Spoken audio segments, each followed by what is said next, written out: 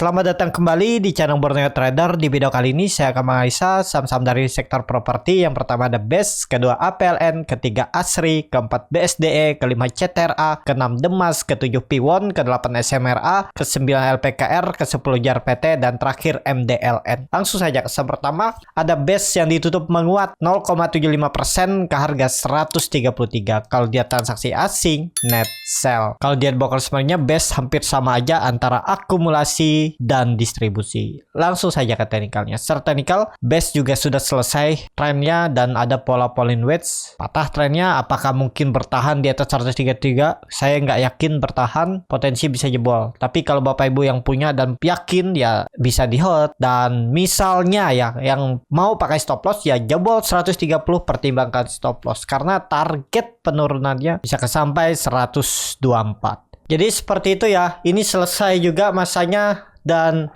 mungkin sudah price in-nya dan ya dia turun. Ya ini gagal break nih. Kelihatan. Dia gagal menembus resisten semenjak 2021, setahun yang lalu.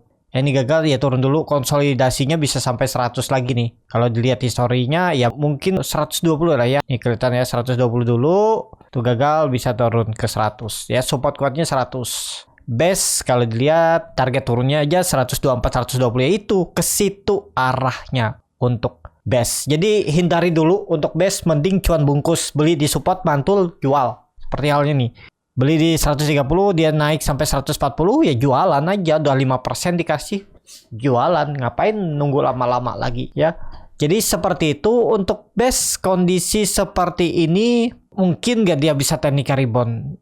Ya kita lihat aja. Ya, ini bisa jadi kalau rebound double bottom. Tapi kondisinya dia sudah membentuk 3 lower high dan 2 lower hole. Jadi ya konfirmasi downtrend. Kalau sudah konfirmasi downtrend itu ya naik-naiknya terbatas sebelum ada tanda-tanda reversal. Lihat aja tembus nggak 140. Kalau tembus dan bertahan, ada sinyal untuk dia mencoba reversal lagi, mencoba uptrend. Targetnya bisa 180. Tapi harus tembus dulu 140, 145 itu ya. Trend line downtrendnya ini. Ini kan bisa jadi dia nanti gambaran seperti ini. Ini pelan-pelan naik, gagal turun. Pokoknya hati-hati kalau jebol 130, arahnya 120 bahkan bisa ke 100. Itu terkonfirmasi pola dead cat bond. Kalau dihitung dari swing low ke swing high, bisa seperti ini juga Bapak Ibu hitung. Ini kan ada low-nya, tarik ke atas high-nya. Nah ini kan targetnya 1618-nya itu di 119. Setelah itu di 100. Pas tuh arahnya. Jadi lebih baik wait and see aja dulu. Hati-hati kalau jebol 130-nya untuk BES. Kalau dilihat dari candle weekly-nya hammer ya. Kita lihat aja kan 2 minggu dia koreksi belum kecil. Ada candle pantulan nggak? Kuncinya 130, jangan jebol. Seperti itu untuk BES. Langsung saja ke saham selanjutnya. Ada PLN yang ditutup di harga 160, terkoreksi 2,43%. Kalau dia transaksi asing, net sell. Kalau dia broker sebenarnya APLN diakumulasi. Langsung saja ke teknikalnya. Secara teknikal, APLN sudah pucuk. Menurut saya peluang besar jebol 160 156 jebol supportnya. Tapi itu menurut pandangan saya. Ini disclaimer on ya. Keputusan jual beli di tangan masing-masing. Dia minggu kemarin sudah membentuk lower high. Sebelumnya di area 170, kemudian di 166. Kalau jebol 160, 158, 157 tuh nih arahnya 150. Bahkan bisa ke 140. Jadi hindari dulu lah. HPLN sepertinya selesai juga. Mau koreksi dulu. Nih kelihatan juga dia di atas itu dengan volume yang kurang atau sedikit. Sebelumnya dia naik tuh dari 4 minggu itu naik volume besar terus koreksi lagi. Terus volumenya hilang di atas. Ini kan dia rejection terus. Sepertinya sih dibuang juga nanti ya. Kalau dilihat supportnya 158, 160 itu jebol itu ke bawah APLN. Jadi hindari dulu beli APLN di support karena sudah beberapa kali mantul dari support, bisa jadi jebol juga support Senin nanti. Kita lihat aja ya Senin besok apakah mampu bertahan di atas 158, 160 untuk APLN. Seperti itu untuk APLN. Langsung saja ke saham selanjutnya ada ASRI yang ditutup terkoreksi 2,35% ke harga 166. Kalau dia transaksi asing, net sell. Kalau di broker sebenarnya ASRI hampir sama aja antara akumulasi dan distribusi. Langsung saja ke teknikalnya. Secara teknikal, ASRI kondisi seperti ini kalau saya lihat potensi jebol ya. Tapi ini disclaimer on. Itu menurut penglihatan saya gambarannya ya. Ini ada pola resin width dan area 170 gagal ditembus. Memang sekarang dia di area support 160. Ya hati-hatilah kalau jebol 160 ini arahnya ke bawah ya. Ada peluang nggak? Sepertinya ada peluang ya. Kalau jebol 160 arahnya ke bawah. Nah ini dia berada di uptrend channelnya semenjak Januari 2022 ya. Nah, ini di dalam uptrend channelnya. Hati-hati tuh kalau jebol 160. Peluang besar ke bawah. Tapi apakah ada peluang turun? Iya. Senin Selasa besok ada peluang turun ke 160. Lebih baik wait and see aja dulu untuk ASRI. Kalau dilihat dari candle weekly-nya juga jelek. Candlenya evening star. Candle morning star berbalik, volume juga besar. Jadi turun, uji support dulu 160.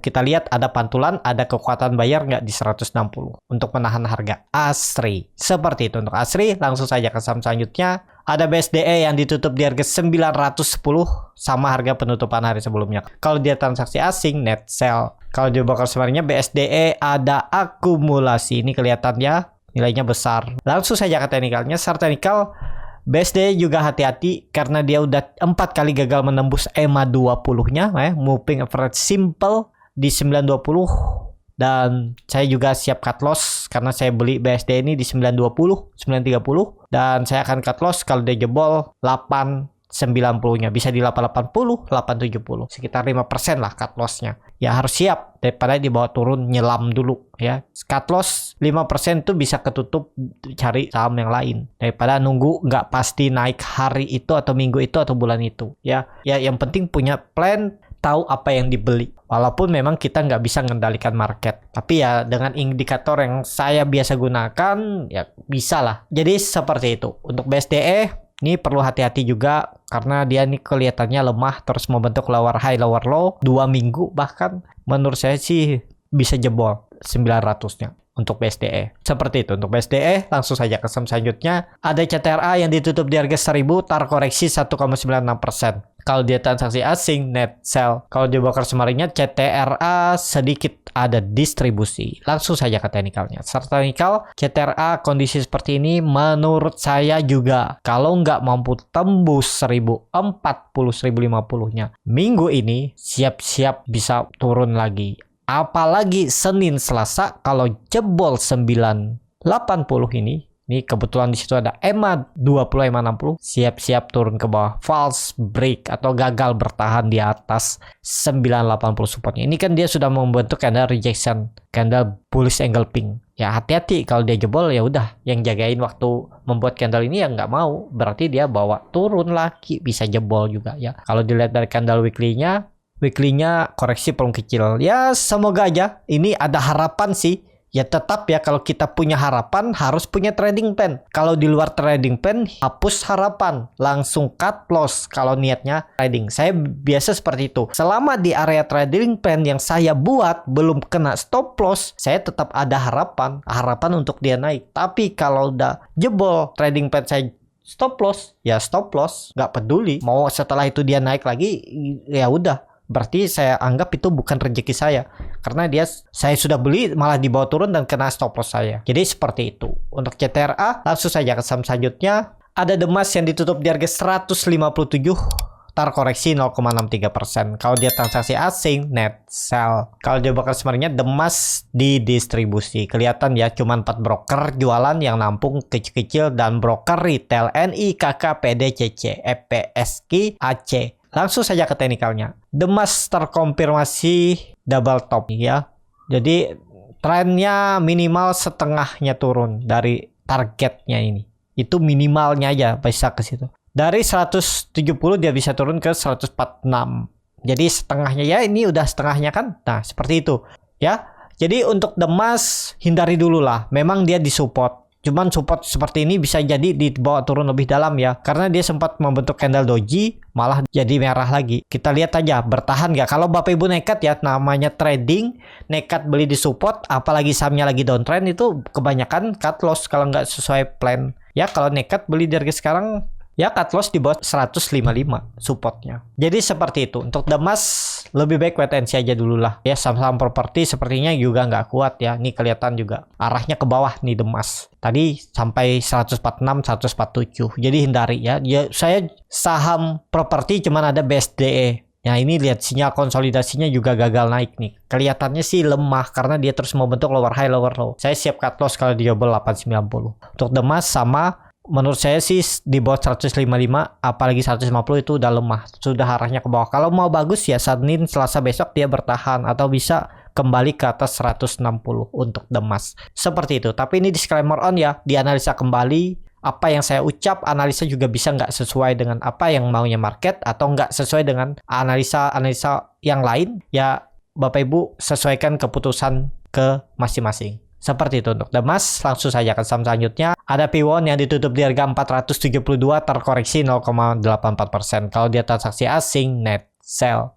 Kalau di broker sebenarnya Piwon ada sedikit akumulasi. Langsung saja ke teknikalnya. Secara teknikal Piwon di atas, apakah ini bisa konfirmasi break? Teknikalnya bagus. Cuman kelihatannya lemah juga ya. Dia mau bentuk candle inside bar. Kuncinya untuk Piwon jangan turun dari 460. Kalau dia turun pulse break. Biasanya kan saham-saham kalau mulai konsolidasi, habis breakout support atau di area dekat resisten, bisa jadi ada buangan. Jadi hati-hati ya. Jebol 460 menurut saya loh ya. Tren jangka pendeknya pertimbangkan stop loss dulu karena bisa ke supportnya lagi, konsolidasi di bawah ya. Kalau mau average down boleh juga atur bagaimana strateginya, nggak ada yang salah di market nih ya. Piwon juga termasuk saham berfundamental bagus, cuman sayangnya lambat gerak dan sektornya juga lagi tertekan seperti itu. Untuk Piwon, langsung saja ke saham selanjutnya. Ada SMRA yang ditutup di harga 640 terkoreksi 0,77%. Kalau dia transaksi asing, net sell. Kalau dia bakal sebenarnya SMRA ada akumulasi. Langsung saja ke teknikalnya. Untuk SMA ini bagus, tadi juga ada akumulasi ya. Nih dua broker Ajet Beki yang jual tipis-tipis, tapi sama dia konsolidasi ya. Kalau ISG rebound sih bagus, bisa lanjut uptrend. Cuman kalau ISG jebol 6.600, ini bisa jebol juga. Support kuatnya untuk SMRA itu 600, jangan turun dari itu. Dan resistennya 655, 650. Ini area atas ini. Dia memang koreksinya belum kecil, cuman hati-hati tuh. Kalau dilihat dari candle weekly-nya, nah weekly-nya juga kelihatan kan. 3 minggu dia mencoba naik menembus 650 tapi volumenya makin berkurang. Semestinya saham itu makin ke atas makin besar volumenya. Tapi ya tergantung lah, lihat market aja. Pokoknya support kuat untuk SMRA itu di 600 dan konfirmasi untuk dia mencoba kembali lanjut uptrend itu 650. Ini area atas nih ya. Nah, ini kalau tembus itu oke tuh, mencoba uptrend lagi untuk SMRA. Jadi seperti itu untuk SMRA. Kalau harga sekarang lebih wait and see aja, kecuali Bapak Ibu nekat buy on break. Cuman resiko buy on break nih takutnya false ya, apalagi market lagi nggak bersahabat ya, sudah turun dalam. Tapi bisa jadi kalau ISG reversal 1 minggu ke depan, Goto bangun misalnya hari Selasa nanti, siap-siap bisa uptrend juga tuh, bisa lanjut, bisa konfirmasi untuk SMRA ke atas. Seperti itu untuk SMRA. Langsung saja ke saham selanjutnya. Ada LPKR yang ditutup di harga 86 terkoreksi 3,37%. Ini saham yang rajin crossing. Langsung saja ke saham selanjutnya. Ada LPKR yang ditutup terkoreksi 3,37% ke harga 86. Ini saham juga sering crossing ya. Kalau dia transaksi asing net buy, tapi kalau dia akumulasi selama seminggu itu net sell. Kalau di broker sebenarnya LPKR didistribusi. Langsung saja ke teknikalnya. Secara teknikal LPKR juga downtrend. Ini udah parah nih, 100 saja jebol level psikologisnya sampai 95. Ini dia sempat konsolidasi dan akhirnya jebol. Dengan kondisi seperti ini arahnya ke bawah ya. Untuk LPKR ini sudah turun dalam, bahkan pernah di harga 1.400 sekarang di 86. Ya bayangin dari 9 tahun yang lalu. Tapi kalau kita lihat dari jangka pendeknya itu dari 2020 dia sudah turun dari puncak ya, kita hitung dah 67% turunnya. Jadi tinggalin lah, jangan dilihat lagi. Ini arahnya masih ke bawah nih. Mungkin di 80 bisa ada pantulan ya, dimanfaatin aja. Saham turun pasti biasa mantul. Jadi bisa dimanfaatin cari profit 2% sampai 5% ya. Beli di support, mantul, jual. Seperti itu. Untuk tren jangka menengah ya hitung fundamental ya. Saya juga nggak berani komen, nggak berani respon untuk LPKR untuk fundamentalnya ya, karena saya juga nggak tahu bagaimana kondisinya. Kalau chartnya ya secara teknikal downtrend, parah downtrendnya. Seperti itu. Untuk LPKR langsung saja ke saham selanjutnya. Ada JAR PT yang ditutup di harga 460 menguat 0,43%. Kalau dia transaksi asing net buy. Kalau dia broker kemarinnya JAR PT sedikit ada akumulasi tapi likuiditas kecil ya. Ini gampang naik turun. Kalau dia teknikalnya untuk JAR PT, oh ini sih crossing ya, kiri kanan aja, hindarilah untuk JAR PT. Nih ya, sering crossingan nih, kiri kanan ada yang masuk dibuang ya. Setelah cut loss tarik lagi naik, mancing lagi psikologisnya. Biasanya yang panas kan beli lagi, berharap kiranya naik lagi kan, tapi dibuang lagi ya, bisa seperti itu. Kalau saya lihat ya untuk JAR PT ini sering crossingan sepertinya. Jadi seperti itu ya untuk JAR PT secara teknikal. Volumenya besar-besar ya, itu crossing. Menurut saya nggak lihat, ini sahamnya nggak kemana-mana, tapi volumenya besar ya. Apakah ada corporate action? Saya juga kurang tahu, karena memang nggak pernah memperhatikan JAR PT. Walaupun dia naik, saya itu nggak pernah lihat ya. Jadi seperti itu aja secara teknikal. Kalau dilihat supportnya sekarang di 450 aja, jangan jebol itu. Jebol itu ya turun lebih dalam. Apalagi dia sudah membentuk lower high, gagal menembus EMA 60-nya. Memang masih di atas EMA 20. Kita lihat aja minggu ini. Kalau resistennya 470 itu ya, 470. Tembus itu ya cukup bagus lah, bisa coba untuk kembali uptrend. Cuman seperti itu. Untuk JAR PT, langsung saja ke saham terakhir. Ada MDLN yang ditutup di harga 92, terkoreksi 2,12%. Kalau dia transaksi asing, net sell seminggu kemarin. Kalau dia bakal semuanya, MDLN hampir sama aja antara akumulasi dan distribusi. Langsung saja ke teknikalnya. Secara teknikal, MDLN juga jelek. Potensi menurut saya loh ya, tapi ini disclaimer on, bisa jebol 90 supportnya Senin besok. Tapi ya tergantung Bapak Ibu lah ya. Kalau saya lihat sih ada peluang kalaupun rebound, karena ini sudah konfirmasi turun. Ya mantul-mantul dikit, mungkin mantulnya 9%, 10%, habis itu koreksi lagi. Jadi arahnya potensi masih akan ke bawah. Target selanjutnya itu neckline-nya ini sebelum dia rally panjang 80 untuk MDLN. Jadi lebih baik wait and see aja dulu ya. Hindari dulu untuk MDLN. Seperti itu. Cukup sampai di sini video kali ini. Terima kasih untuk Bapak Ibu dan teman-teman yang sudah menonton video ini sampai selesai. Apabila channel Borneo Trader ini bermanfaat dan bisa menjadi bahan pertimbangan Bapak Ibu dalam membeli, menyimpan, dan menjual sahamnya, bisa klik tombol subscribe dan nyalakan lonceng notifikasi. Ada kritik, saran, ataupun pertanyaan bisa langsung tinggalkan di kolom komentar. Dan bagi Bapak Ibu dan teman-teman yang baru belajar trading, masih bingung memilih saham, bingung membuat trading plan, bisa join trading bersama Borneo Trader. Nanti dipilihkan saham-sahamnya dan dibuatkan trading plannya beserta chartnya dan juga free konsultasi portofolio. Kalau tertarik, DM Instagram Borneo Trader. Sampai ketemu, tetap semangat dan semoga bisa terus cuan.